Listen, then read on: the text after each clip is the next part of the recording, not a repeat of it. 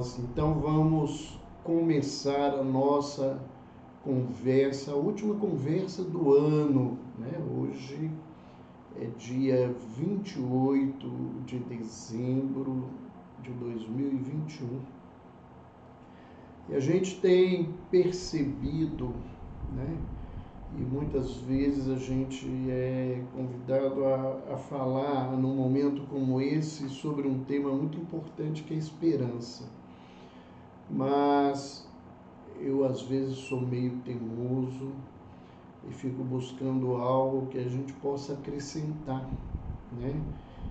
Muita gente falando do tema maravilhosamente. Eu ouvi algumas palestras, algumas pessoas que eu gosto muito. Eu ouvi a professora Lúcia Galvão falando sobre os votos budistas, o Ano Novo, e nós preferimos conversar sobre algo muito ligado ao nosso canal, né, o nosso canal do YouTube de Saúde Mental e Espiritualidade. E isto veio a partir da leitura de um artigo, né, no LinkedIn, onde foram levantadas, né, algumas tendências para 2022. E uma das mais importantes tendências para esse próximo ano, né, é que o futuro da pandemia estará focado na saúde mental. Então eu acho que é importante, né, nós não vamos aqui fazer um diálogo pessimista, né, uma conversa escatológica, né, profética de final de mundo. Não é isso. A nossa proposta é muito mais voltada à questão de que cada um de nós possa refletir na realidade que nós estamos vivendo e que a gente possa pensar, né, em conjunto, né, profissionais, pacientes, familiares, grupos de leigos, todas as pessoas sobre essa questão. E tudo isso, né, vem para nós a partir de algumas questões que são perspectivas da pandemia em 2022. Né? A primeira questão que é importante a gente pensar e a gente buscar é que o mundo precisará reconhecer o trauma que a pandemia causou. Nós vamos ter que parar, né, para refletir, né, sem essa questão de colocações ideológicas, de posições e polos. As pessoas precisam parar para entender o que é essa pandemia que está completando, né, nesta semana, né, são os primeiros casos que foram divulgados na China, né, embora pareça que eles já estavam acontecendo algumas semanas, alguns dias atrás. A gente não sabe bem essas informações, né? Então temos 2 anos de pandemia, né? E nós temos que entender que os traumas, eles não são só frutos da doença viral. Eles não são só resultado dos problemas econômicos que o mundo está vivendo por causa da pandemia. toda a mudança de vivência que nós tivemos que enfrentar, a população toda, desde os recém-nascidos até os idosos, tudo isto são questões que levaram a população e alguns grupos em especial a uma vivência de traumas, né? Para alguns com menor intensidade, com outros com muito maior intensidade, e a gente tem que pensar nesta situação. A primeira situação que eu gostaria de lembrar também como uma perspectiva é essa questão da normalização, da volta ao normal, ou do termo mais novo, né, que é um novo normal, né? Nós estamos vendo que há algumas semanas atrás, o mundo começou a conviver com uma ideia de que a gente estaria retomando a nossa vida dentro de uma perspectiva mais próxima daquilo que a gente estava vivendo anteriormente à pandemia. E, de repente, mais uma variante do vírus, né? E essa variante, ela já modificou todo o contexto de muitos países no mundo, e ela vem em direção a um grupo, né, de pessoas, a gente poderia dizer em direção a toda a humanidade, que acreditava estar caminhando e que esses passos poderiam ser maiores, e que há uma frustração, né? O retorno do lockdown em alguns lugares, a obrigação do uso de máscara, a redução do número de pessoas em ambientes públicos, a volta do trabalho remoto, o fechamento de países em relação a outros países, tudo isto, né, vai de encontro com as questões psíquicas da população. Quando a gente fala em saúde mental, a gente não está falando só das doenças.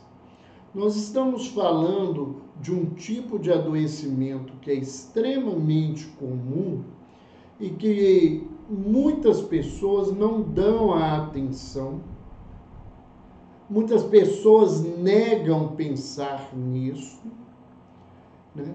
E que isto prejudica a criatura a curto, médio e longo prazo, prejudica as pessoas que estão ao seu redor e provoca inúmeras dificuldades que muitas vezes nós não encontramos respostas e soluções para as mesmas, e temos que enfrentar relacionamentos adoecidos, posturas difíceis, né? Quando não temos que lidar realmente com o adoecimento orgânico e mental e as suas consequências, chegando ao óbito, da gravidade das doenças ou da questão do suicídio. Então, nós precisamos pensar que o novo normal, ele parece, né? Que ele ainda vai precisar de posturas mais eficazes e mais adequadas, sejam do ponto de vista da ciência, seja do ponto de vista político, seja do ponto de vista de saúde pública, seja do ponto de vista de educação social, para que as pessoas consigam suportar essa angústia e essa ansiedade, né? Com isto, em 2022, nós vamos continuar com 3 situações que já estavam presentes antes de 2020, que aumentaram acentuadamente com a pandemia, que estão presentes na nossa vida, que nós achávamos que elas teriam uma redução do nível de gravidade, mas que isso parece que, por enquanto, a gente ainda não tem condição de lidar, que é o medo, a tristeza e a ansiedade. Nós estamos convivendo com isso 24 horas por dia. Algumas pessoas com maior tranquilidade, outras pessoas com nenhuma tranquilidade, criando doenças, né, do ponto de vista fictício, porque existem, ou vivendo adoecimentos sérios, necessitando de abordagem médica adequada. Então, essas perspectivas, nós não podemos nos esquecer delas. Quem me dera poder estar aqui como um profeta de um novo mundo, dizendo que as coisas iam mudar, né? Até porque rede social é um lugar bom para isso, eu vejo isso o tempo todo, né? O povo vende sucesso, felicidade, que com um botãozinho, um giro, você consegue não sei o que, não sei o que lá, né? Eu fico vendo o quanto que a gente precisa sair dessas dores psíquicas que nós carregamos, das nossas dificuldades sociais, e a gente fica buscando milagres, né? Particularmente eu falo, né? Eu não acredito em milagres, né? Eu não acho que se é um Deus de sabedoria e criador, as leis foram criadas e elas não são deformadas ou destituídas como as leis dos homens, né? Que a gente vê isso aqui no Brasil, a gente vê lei mudar todos os dias, todas as coisas mudam, todas as portarias, todas as coisas. Em Deus, né? A gente tem que caminhar e a gente colhe, segundo a fala de Jesus, né? O que a gente planta, né? A gente vai colher na vida. Isso é uma sabedoria milenar. Então, nós estamos vivendo com isso e nós temos uma dura realidade. E qual que é essa dura realidade? Primeiro, que a pandemia não acabou. E o mundo, não sou eu, não são vocês, não são os cientistas, não são os políticos, não são os estudiosos da área de saúde do mundo. Ninguém sabe como e quando ela vai terminar. Nós não temos essa ideia. Essa é uma dura realidade. Ela pode, de repente, terminar com um fato novo, científico, com um recurso novo, com uma mudança de posicionamento mundial, mas a gente ainda não sabe nem como, nem quando ela vai terminar. Outra dura realidade é que o contágio se acentuou com essa nova variante, a variante Ômicron. Essa variante é extremamente contagiosa, embora ela passe uma aparência, porque a gente não sabe, tem tão pouco tempo da sua presença, que os quadros graves eles são menores, mas o contágio rápido adoece muita gente e isso paralisa o sistema de saúde pela busca intensa e momentânea de ajuda em todos os serviços do mundo. Então, quando a Europa assume essas posturas que aparentemente são rígidas e que as pessoas teimam dizer que elas não são eficientes, a preocupação é para eles não viverem novamente a situação que eles viveram com a saúde pública dos seus países. E os países que não se preocupam com isso, vão acabar convivendo com situações muito graves. E esse contágio está aumentando.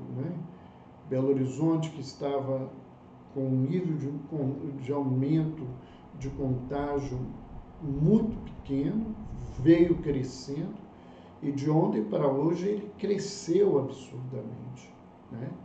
E ainda não tinha uma explicação quando eu pude parar hoje, ouvir as informações, mas a gente pode pensar, já que a Ômicron está passeando no Brasil, que isso seja resultado das festas, das aglomerações e da presença do Ômicron no Brasil. Nesse contexto, nós estamos vendo aí o pessoal colocando muitas coisas, nós vamos tentar ao final conversar com vocês, que esse também é o nosso objetivo. Uma outra coisa que é uma dura realidade é que a ideologia da não vacina, muita gente coloca isso nas costas de determinadas pessoas, nas costas de determinada visão política. A ideologia da não vacina, ela toma conta de muitas pessoas na Terra. E nós vemos um grande problema, por exemplo, de vacinação em países que têm recursos de vacinas, como os Estados Unidos e o Canadá, por causa da ideologia da não vacina, de gente que levanta aí teorias da conspiração, de pessoas que têm uma abordagem científica que discorda desse processo. E além dessa ideologia não ter reduzido, ela ganha força com a contaminação dos vacinados. Nós não podemos fechar os olhos para isso. Então, as pessoas que já não estavam se vacinando, elas muitas vezes orientadas inadequadamente, ideologicamente, a não se vacinarem, por posturas religiosas, por visões, às vezes até fantásticas, coisas de filme que as pessoas colocam vinculados à vacina. Isso prejudica, mas aqueles que utilizam determinados argumentos científicos, eles acabam tendo forças quando eles veem essa situação e se esquecem que as pessoas vacinadas no mundo inteiro, de todas as situações, né, com as variações das mutantes de vírus no mundo, eles precisam ser revacinados, eles podem serem contaminados, mas isso é uma questão que exige, na verdade, uma postura, né, interna que a gente não mudou. A dura realidade é essa. Outra coisa, né, por mais que se busque respostas, por mais que se coloque em situações, nós desconhecemos as reais consequências a médio, né, e a longo prazo da Covid-19. Não só da doença, mas também das coisas que vieram com a pandemia. Nós, por exemplo, não temos clareza da abrangência das vacinas. A gente, né, tem estudos, mas ainda a gente enfrenta, né, vai e volta a esses trabalhos que ainda precisam ficar muito claros. Nós não temos nenhuma medida profilática que não seja isolamento, uso de máscara e higiene das mãos, né, todo esse cuidado, porque isso é que evita a contaminação, né? Isso é óbvio. Quem não vê isso é porque não quer ver as coisas. Uma doença contagiosa, a primeira coisa que a gente tem é que evitar contato. É a única medida profilática que a gente tem, porque nós não temos nenhum medicamento profilático, nenhum trabalho no mundo comprova isso. Alguns poucos trabalhos, por exemplo, como foi feito no Brasil, para provar que medidas profiláticas e tratamentos precoces seriam eficazes, estão se comprovando fraudes, né, posturas, inclusive, que são avaliadas como criminosas diante dessa questão, né? Então, nós não temos nenhuma clareza a não ser evitar o contato nessa situação. Lembraríamos para todos nós que a humanidade, principalmente nesse 2021, quando viu que a pandemia ia se prolongar, nós nos vimos obrigados a buscar novos caminhos, né? E entre esses novos caminhos, nós tivemos que criar, né, uma escola remota, com profissionais não preparados para isso, né? Nós não estamos criticando os professores, ao contrário, estamos dizendo até que eles são heróis, porque eles fizeram coisas sem grandes preparos, sem grandes recursos para isso. E um outro caminho foi uma nova forma de trabalhar, né? Então, existe, né, a partir deste ano agora, uma crença e uma perspectiva que o trabalho remoto e híbrido, né, ou um ou outro também, eles sejam formas certas e sustentáveis em meio à pandemia e que farão parte clara e objetivamente do mundo pós-pandemia.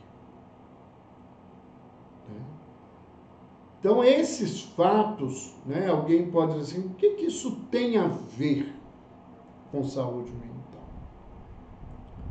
Olha, isso tem tudo a ver com saúde mental. Porque todo esse contexto, ele não mexeu no nosso organismo somente. Ele não mexeu no bolso nosso. Ele não mexeu no emprego das pessoas, simplesmente. Eles não mexeu na forma de aprendizado das crianças e dos jovens e adultos. Não. Ele mexeu com a nossa realidade emocional. O impacto de uma doença grave que poderia matar muito rapidamente foi a primeira, porretada que o nosso sistema psíquico viveu. A necessidade do isolamento, a necessidade de mudar tudo, a impossibilidade de trabalhar num determinado instante, tudo isto, todas estas coisas, trabalhar em casa, não saber se vai trabalhar presencial ou em casa, se vai ter que ser das duas formas, ou como isto vai acontecer, tudo isto está mexendo com a cabeça de todo mundo. Todo mundo. Isso fez a gente ter que se movimentar, mudar. Eu estou aqui hoje falando, através do Instagram, gravando as minhas palestras para serem divulgadas no YouTube, fazendo lives para instituições, para as pessoas que nos procuram, desta forma, por causa de tudo isso. Isso mexeu com todas as nossas vidas. E há uma pergunta, quando se fala de saúde mental, que a gente não tem resposta, mas a gente tem que apresentá-la. As pessoas têm que pensar nela. Onde a certeza diante de tantas incertezas?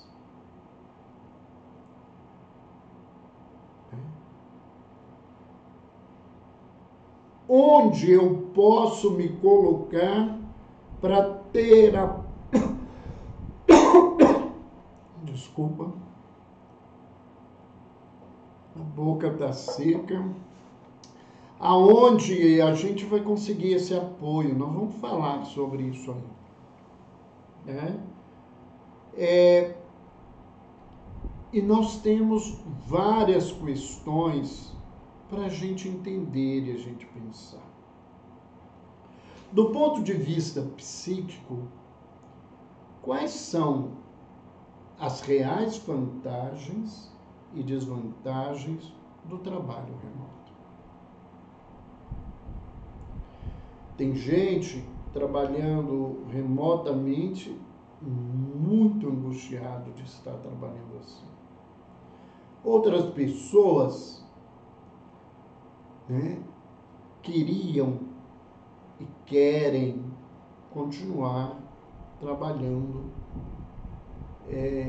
em casa, um trabalho remoto. Os motivos, eles passam por motivos mais diferentes possíveis. E que não nos cabe discutir aqui, porque nós vamos sair do lugar dessa avaliação que eu achei tão importante compartilhar com vocês, para um lugar de crítica que eu prefiro que a gente não caminhe nesse sentido. Mas a gente ainda não sabe, porque a gente não sabe qual que é a real consequência emocional de toda essa redução de contato presencial. Tanto para o adulto, tanto para o jovem, quanto para a criança, quanto para os recém-nascidos. Eu conversava isso com os amigos esses dias. A gente não sabe qual que vai ser a consequência para essas crianças que nasceram na pandemia e que tiveram que conviver, ainda convivem com pessoas com máscara, se muito do que a gente aprende para ouvir e entender o que as pessoas falam para a gente, passa por uma leitura labial que as pessoas, ou por uma expressão facial, que a máscara desaparece, tira a nossa oportunidade. Né? Qual a realidade da falta de tanto abraço, da falta de tantos beijos, da falta de tanto afago nas horas de dor, nas horas de alegria, naqueles momentos que a gente sempre está reunido com as pessoas que a gente ama, com as pessoas que a gente estava aprendendo a conviver. Né? Uma outra questão que a gente ainda não tem nenhum trabalho possível de nos dar uma resposta, mas que é importante nós refletirmos. Qual que é a capacidade das pessoas, de nós, de nos mantermos numa atividade profissional remota e lidar ao mesmo tempo com as questões do lar, da família, ficando isso tudo muito próximo. Eu tenho um paciente autista com comportamentos bem regredidos diante da sua doença. Né? E a mãe foi colocada para trabalhar remotamente, né, em home office. E quantas dificuldades ela enfrentou esse tempo todo por causa do filho, que não entendendo claramente essa questão do trabalho e como que ela estava trabalhando, se ela estava em casa, ele estava acostumado que ela trabalhava e voltava para casa, né? Quantas vezes ele tirou o fone de ouvido, quantas vezes ele interferiu no tablet, no computador, criando dificuldades em reuniões, em situações. As pessoas sabiam, mas isso é desconfortável, isso cria inúmeras dificuldades.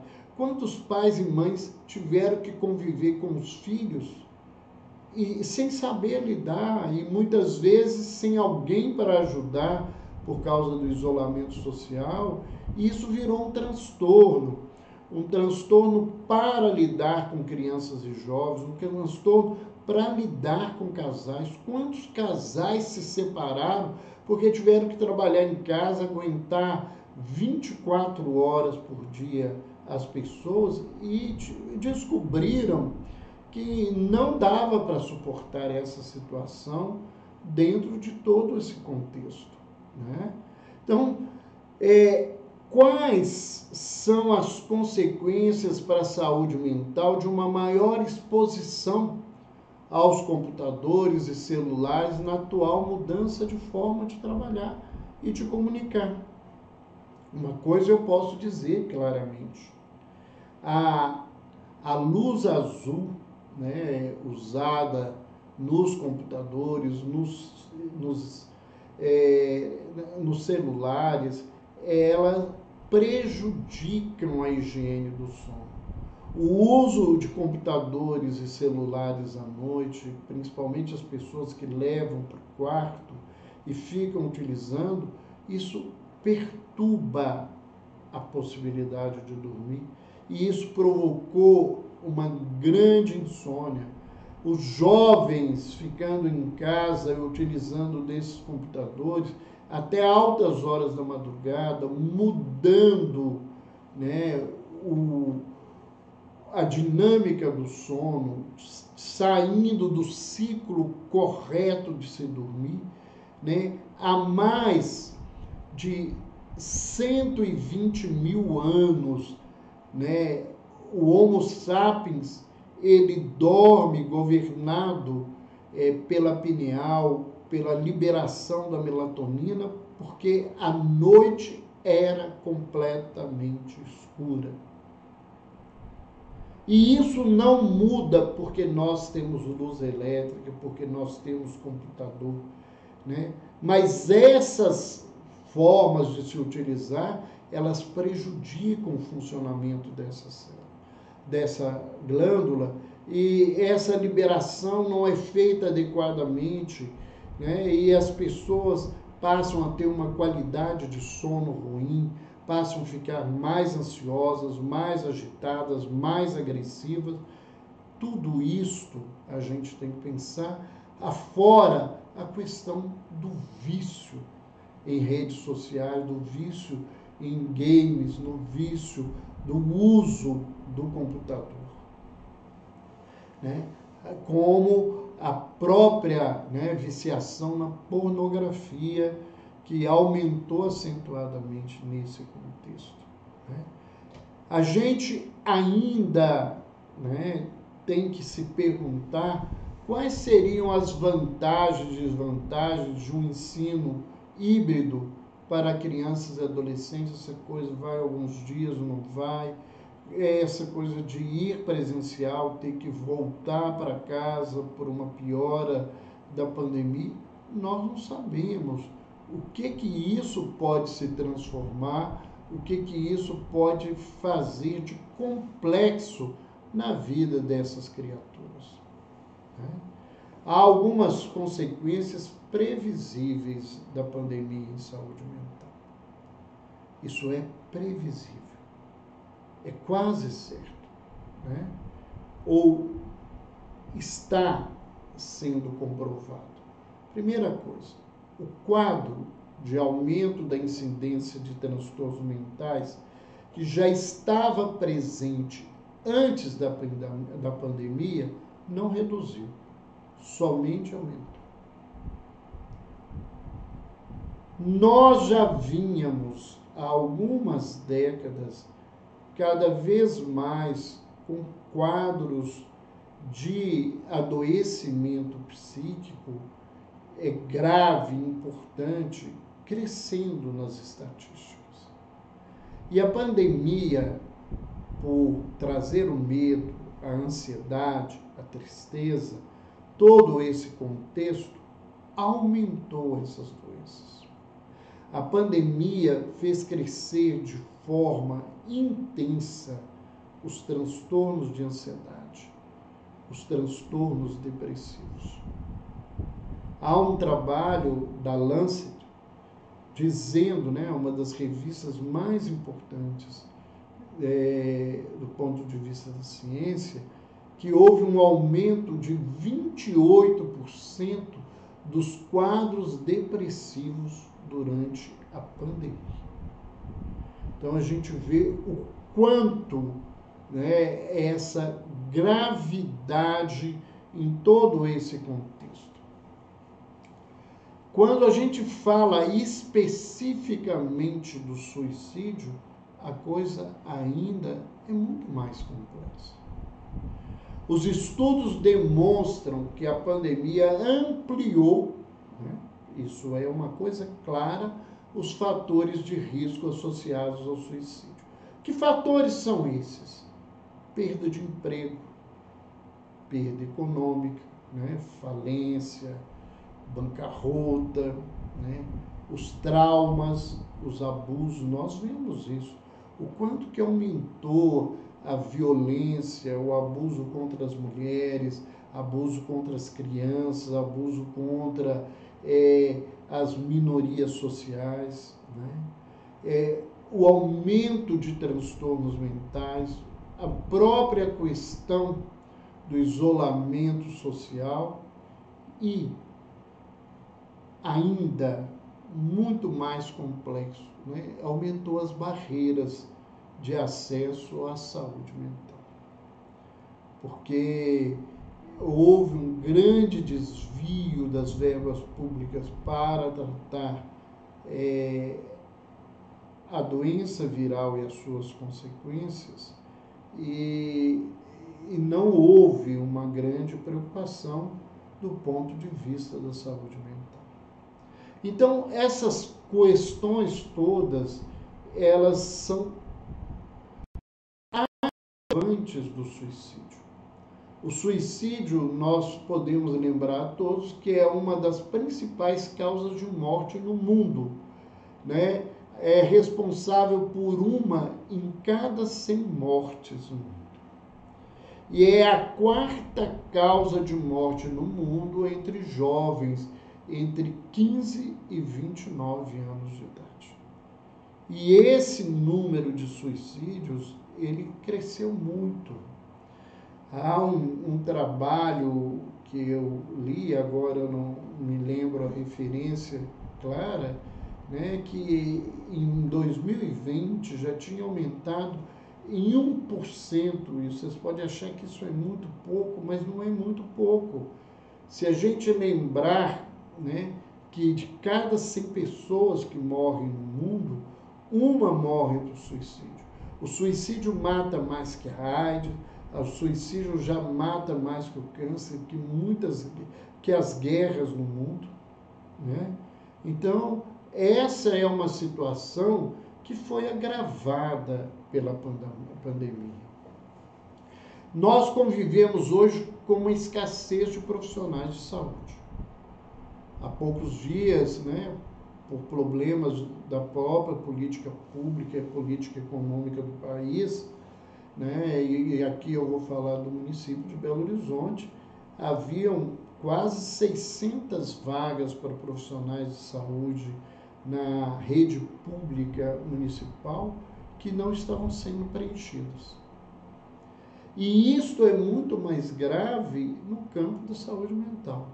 Há uma falta de profissionais na área de saúde mental, em especial para trabalharem em serviços de internação, em serviços de urgência, né? Nos próprios centros de referência de saúde mental, né? Há uma falta enorme, é um absurdo, mas é uma realidade. Como é que um centro de referência de saúde mental não tem, por exemplo, um psiquiatra? E muitos centros de saúde de referência não tem. Então, nós enfrentamos, na verdade, uma situação muito grave nesse contexto. Porque existe uma má distribuição geográfica desses profissionais no país e no mundo, né?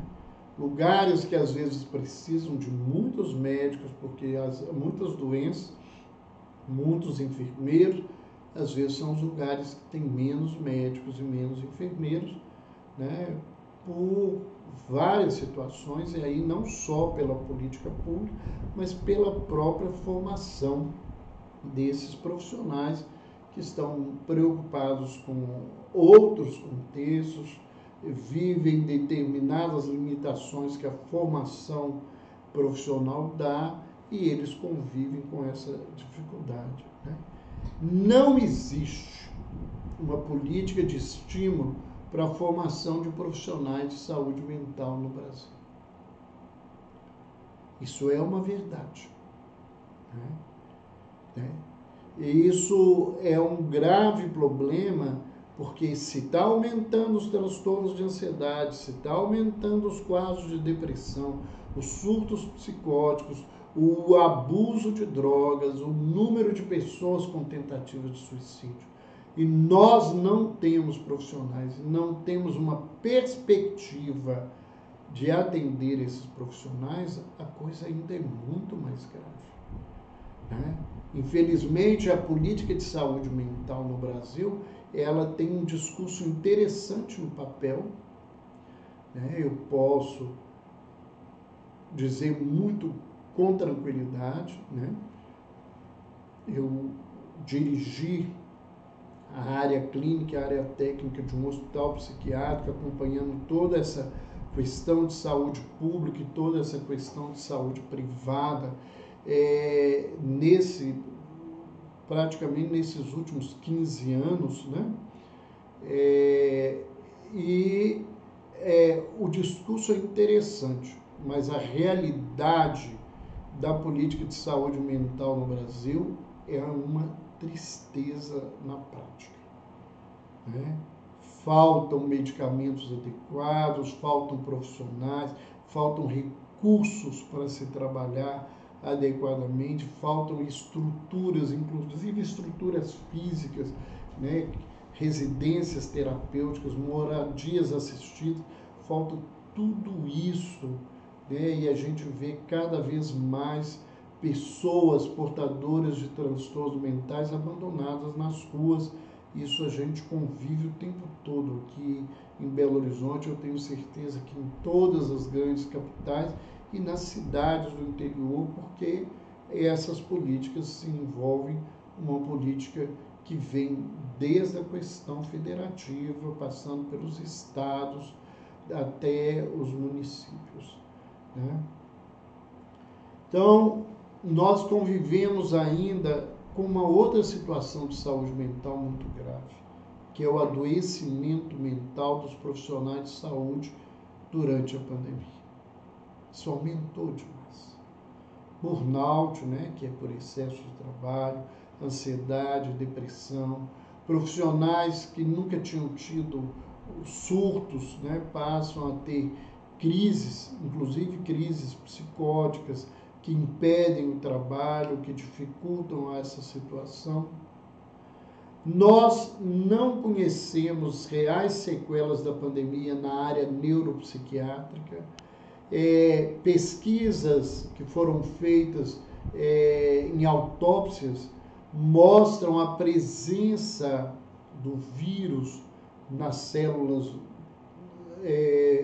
do sistema nervoso, e a gente não tem a clareza ainda do que esse vírus pode fazer em termos neurológicos, em termos psiquiátricos.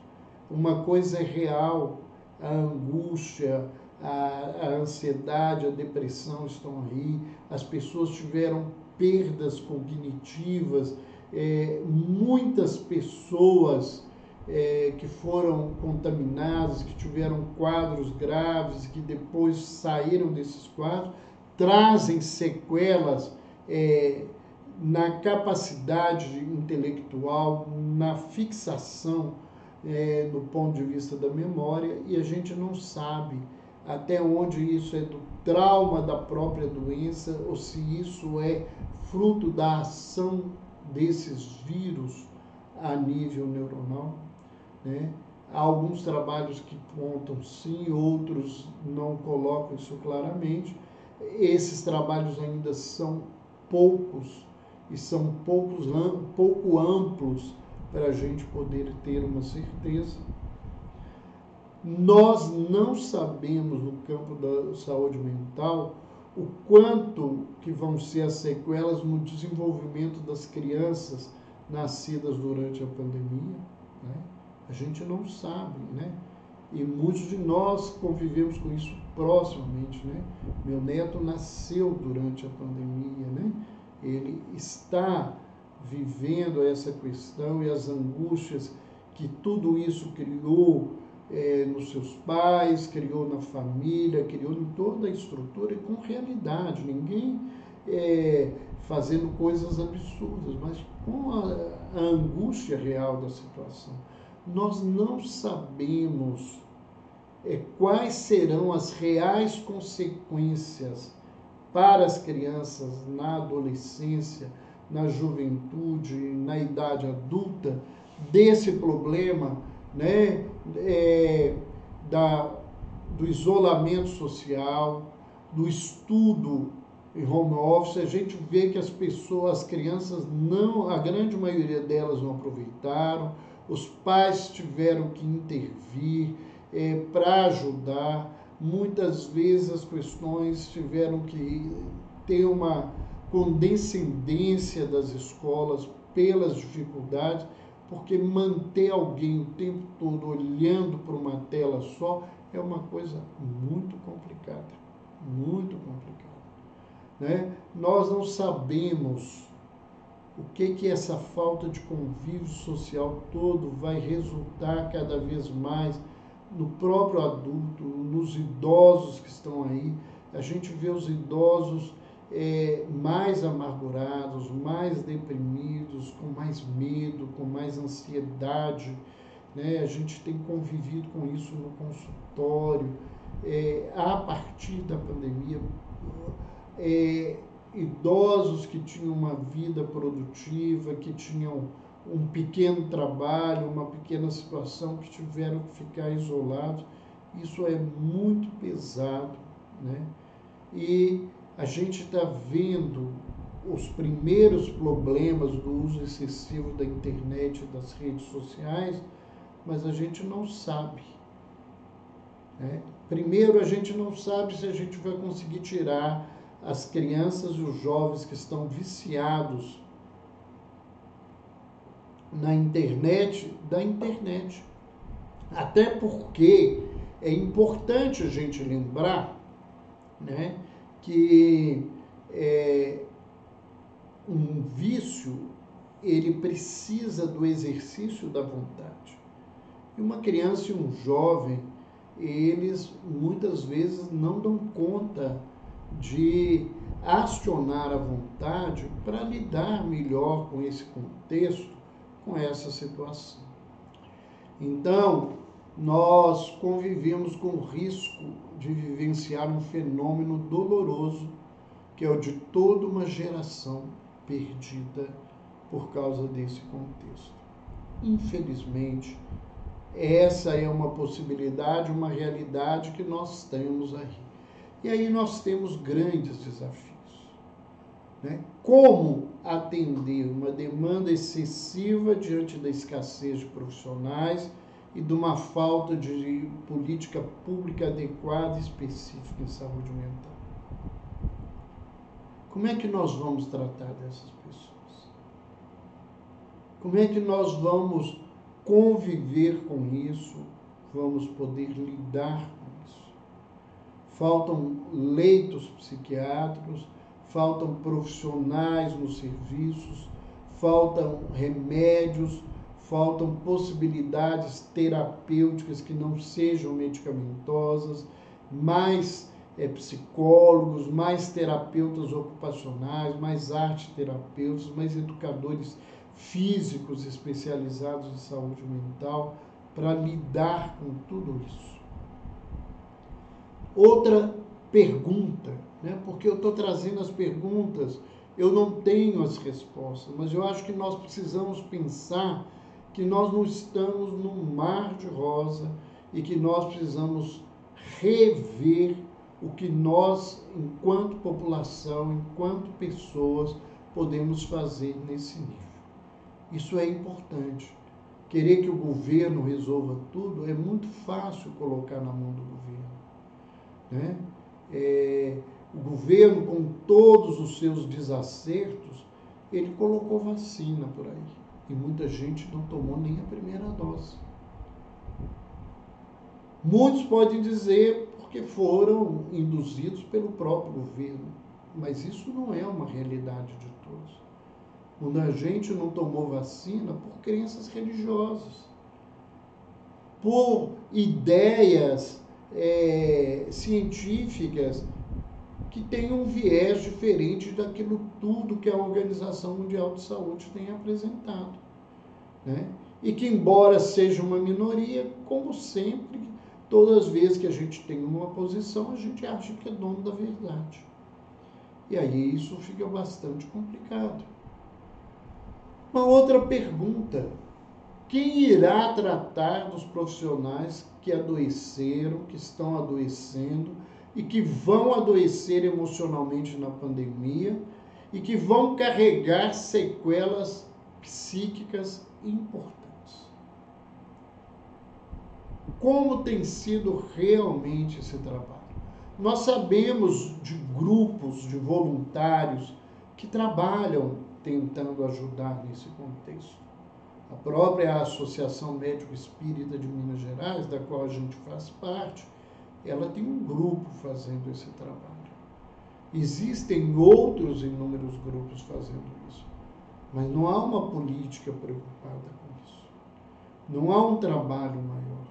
E tem muita gente adoecida, tem muita gente trabalhando adoecidos, e aí a produtividade cai, e quando acontece um erro, todo mundo cai em cima das pessoas, às vezes sem perceber, né, a condição que aquela pessoa está trabalhando.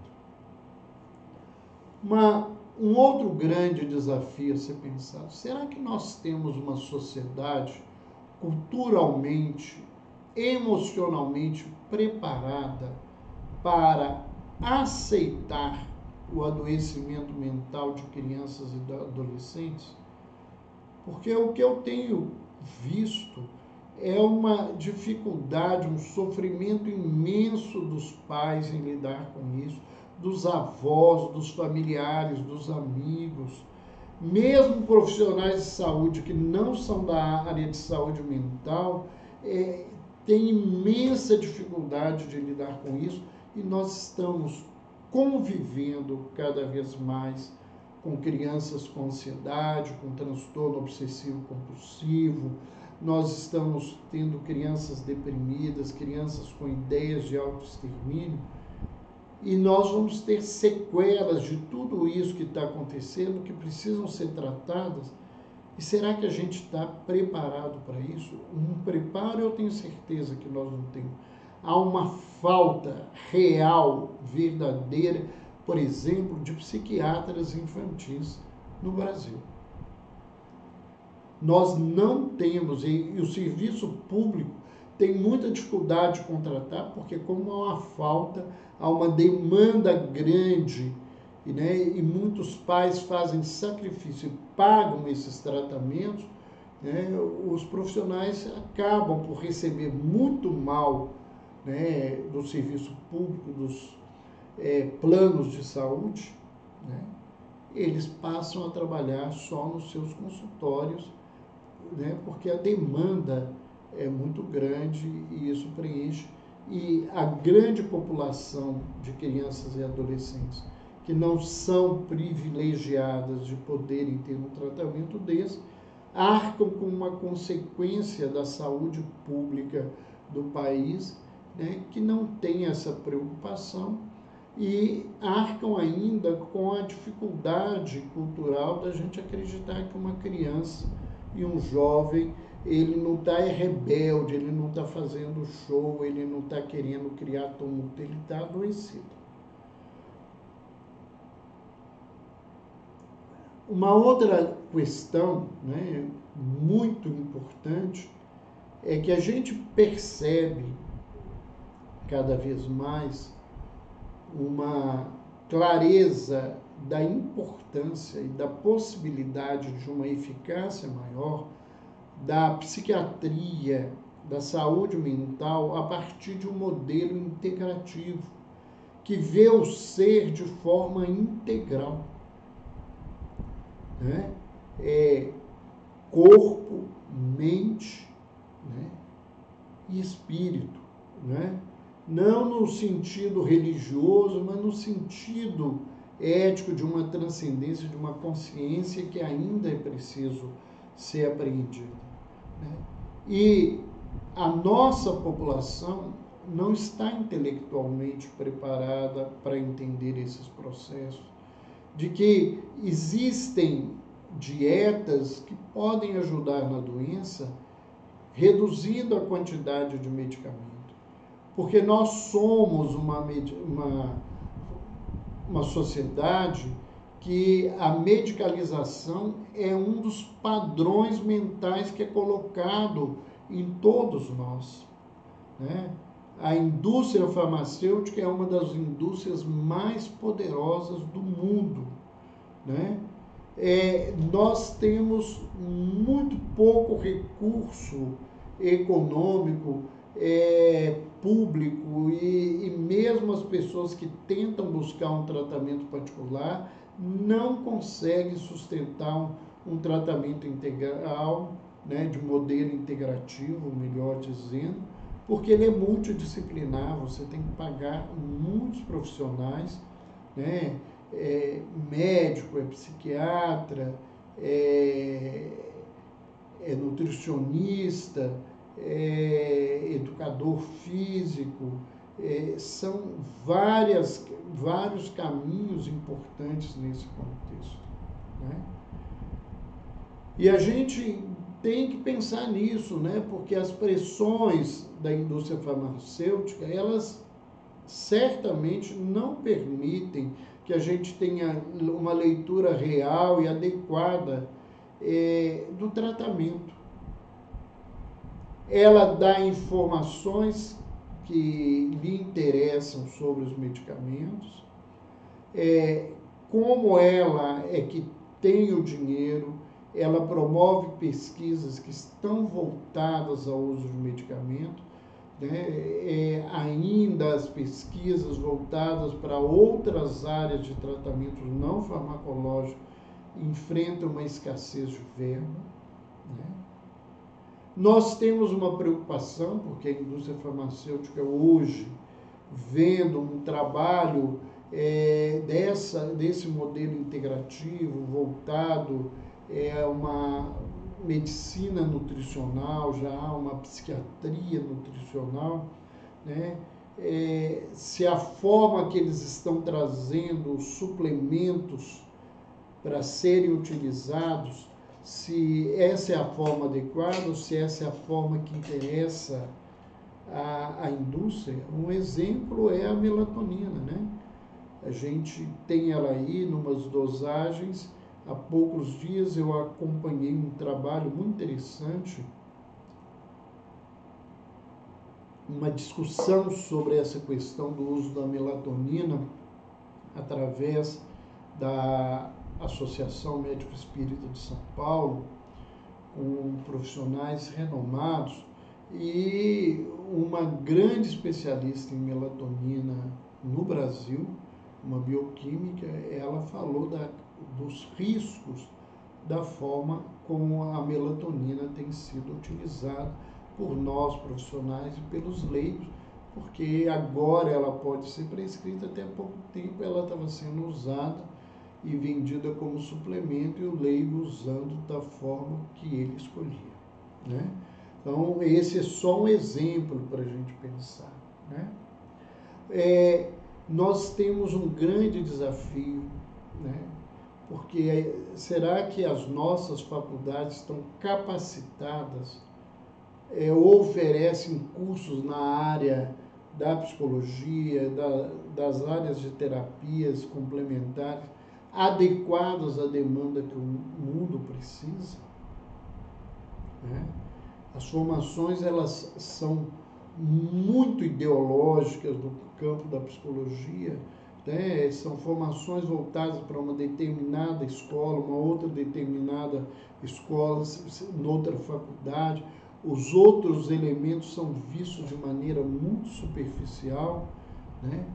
E, infelizmente, muitas vezes o profissional, pela formação que recebeu, acha que o paciente é que tem que adequar ao seu modelo psicoterápico, enquanto eu particularmente entendo que nós, os profissionais, é que temos que ter recursos múltiplos para utilizar o recurso adequado para o profissional, para o paciente que precisa daquela situação, né?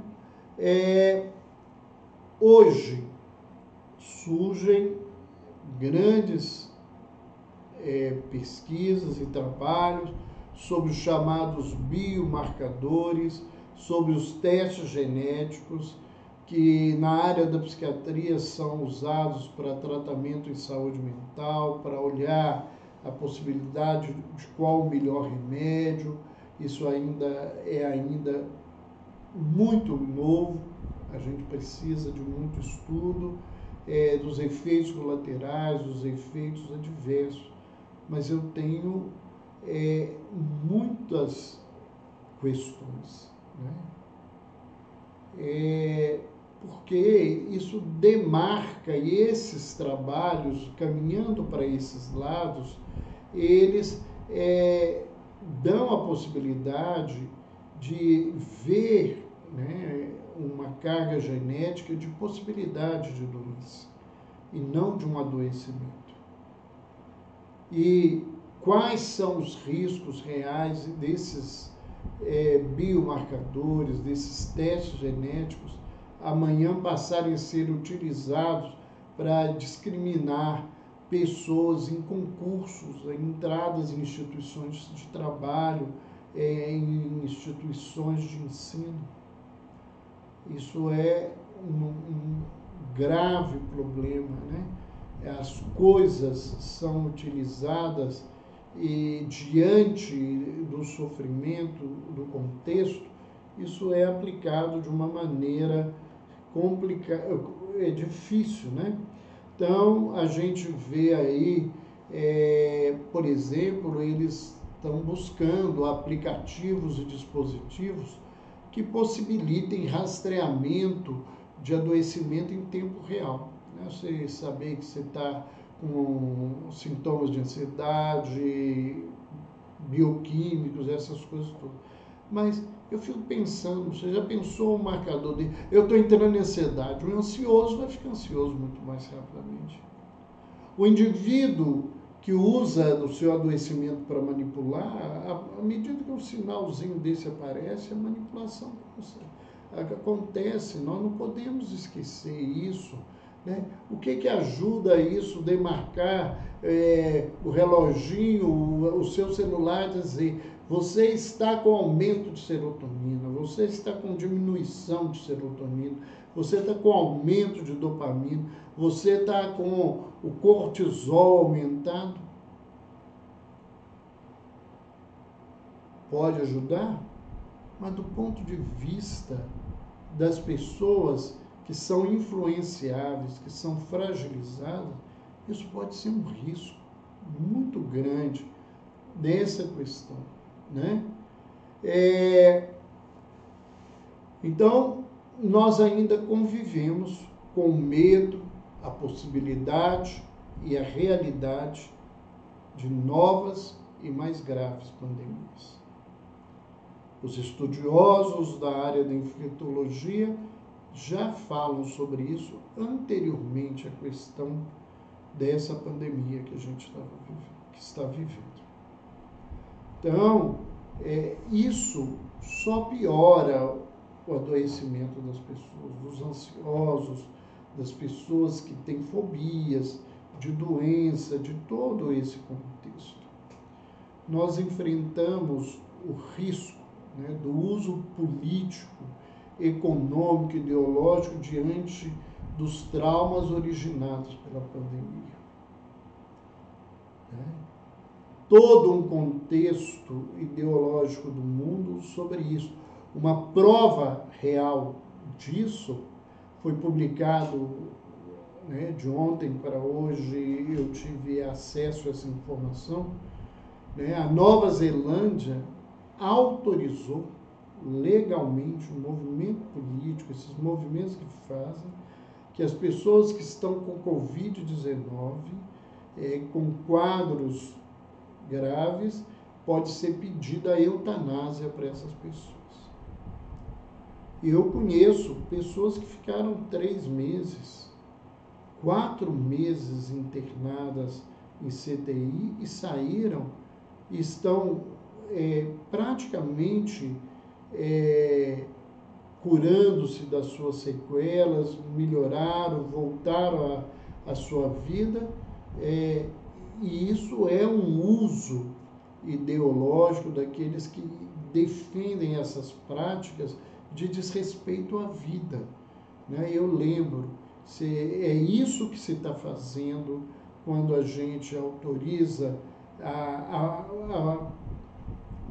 agressão à vida no aborto, a agressão à vida nos quadros terminais graves, porque as pessoas vão passando a utilizar isso da maneira que querem. Né? As ideologias ditatoriais do mundo sempre usaram na história isso. Começa matando os deficientes que incomodam economicamente, não produzem, os idosos, depois o fulano que não me agrada, o inimigo, a classe que eu não interesso que esteja na vida. Isso é complicador, né? Um outro problema em saúde mental que a gente está enfrentando e vai ter que enfrentar é o da reorganização e da harmonização das famílias a partir dos problemas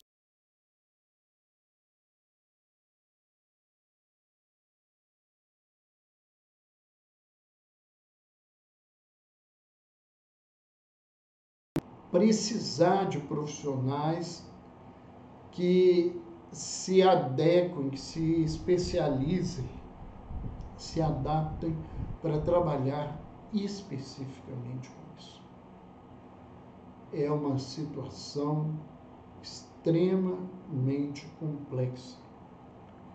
E nós precisamos cada vez mais, em 2022, de integrar recursos pedagógicos com os recursos de saúde mental para trabalhar com toda a população, reduzindo todas as dificuldades que nós vivemos, inclusive das doenças. Porque quando eu falo das dificuldades, eu acho que os relacionamentos e as situações de conflito, elas vão ser cada vez mais evidentes, mesmo voltando o tal do novo normal, mas os reflexos vão ficar na nossa vida. E eu gostaria, né, de lembrar que a espiritualidade, como essa ferramenta que pode melhorar a qualidade de vida das pessoas, que independe da religião, né? Nós já falamos várias vezes sobre o tema aqui, ela é um instrumento muito importante. Durante a pandemia, né, os envolvimentos que as pessoas religiosas viveram para si e para terceiros foram fundamentais na manutenção de um melhor estado de saúde, na manutenção das condições de alimentação, de recursos básicos para muitas pessoas que entraram na faixa da miséria, né? Cresceu o número de miseráveis no mundo, né? A classe média perdeu muito da sua capacidade, da sua situação, e não tinha que ser diferente, né? E isso não é um arranjo e um desarranjo da política, simplesmente. Isso é uma consequência real de tudo que foi necessário para proteger um pouco mais a população do mundo dessa gravidade da doença. Então, a fé, a oração, a meditação, né? O convívio nos cultos, a busca de leituras que edificam, a postura de cuidado com o ético, com o moral, com as pessoas, tem ajudado muito, muito neste jeito, nesse contexto.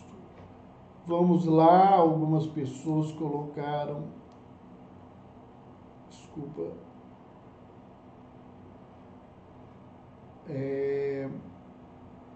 algumas pessoas agradecendo.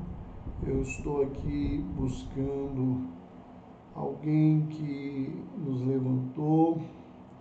Rever e cuidar dos outros, isso também é fundamental. Lembrar que está muita gente aí precisando de ajuda, as pessoas lembrando isso. Agradeço aí o carinho de vários de vocês se colocando nesse contexto, né? Pessoas que não têm água encanada, mais vulnerável, fora o desemprego com CRI, a decorrência disso é muito realmente pesada, e no ponto da saúde mental isso é complicadíssimo, né?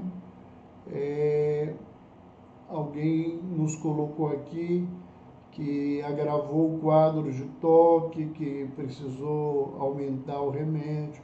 Isso é muito comum no consultório, o surgimento de vários pacientes que não tinham nada, que surgiram também com a questão, né, das crises de ansiedade, com as questões da depressão.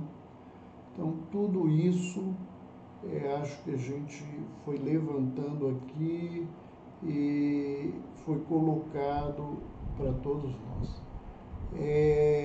Nós agradecemos aí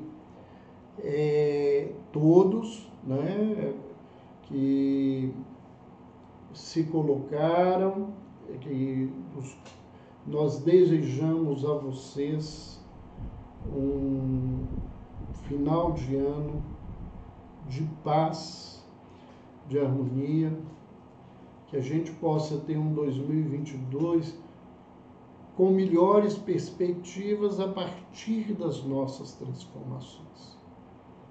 Nós não podemos nos esquecer disso. Somos nós que construímos o nosso futuro. Essa semana eu tenho postado coisas que falam do passado, do tempo, da coisa que a gente tem que viver. O que passou, passou, é só experiência. É o presente. O que eu fiz vai resultar no que eu vou viver amanhã. Né? E que a gente possa, nesse momento que muitas pessoas fazem propósitos, fazem promessas e buscam se organizar, que a gente possa se organizar para ser pessoas melhores. Pessoas mais dignas. Pessoas que não acreditem que o poder, o dinheiro e a beleza sustentam a vida. Porque o poder, o dinheiro e a beleza, né, eles são impermanentes. E nada que é impermanente pode nos dar uma estrutura real de sustento. O que sustenta a vida é a nossa crença, na qual a gente busca a nossa fé. A grande maioria de nós ainda somos homens de muita crença. E no dizer de Jesus, homens de pouca fé. Né? Porque crença é uma coisa racional. Eu vendo toda a sabedoria do universo, eu não consigo apreender as coisas sem entender que um universo inteligente, ele tem que ter uma causa inteligente. Isso é uma crença. Me entregar a essa inteligência, a essa causa primária de toda a minha alma e meu coração, isso é um exercício. É um exercício de iluminação. Iluminação que é ensinada desde as religiões mais primitivas às religiões atuais. E se você não acredita nas religiões, a partir do que você vê dos religiosos, se permita conhecer a sabedoria do sagrado sem se preocupar com a postura dos homens.